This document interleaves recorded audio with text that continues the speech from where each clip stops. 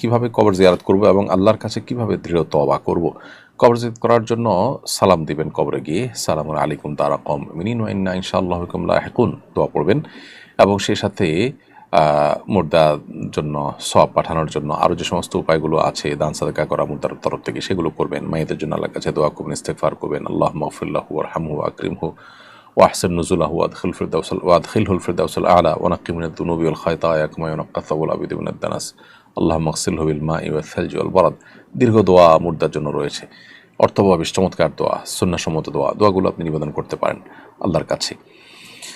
আর দোয়া করার সময় আপনি কবরের ওখানে যদি দোয়া করতে চান সেক্ষেত্রে কবরের দিকে ফিরে, মানে কবরবাসীর কাছে চাচ্ছেন সেরকম সাদৃশ্য যেন না হয়, কেবলমুখী দোয়া করলেন এবং জুতা খুলে যথাসম্ভব কবরে প্রবেশ করলেন। একান্ত কবরস্থানের ভেতর দিয়ে যদি হাঁটেন তাহলে সেক্ষেত্রে জুতা পায়ে হেঁটে যেতে পারেন, কিন্তু কবরের উপরে যদি কখনো উঠা লাগে তাহলে সেক্ষেত্রে জুতা পায়ে দিয়ে উঠবেন না।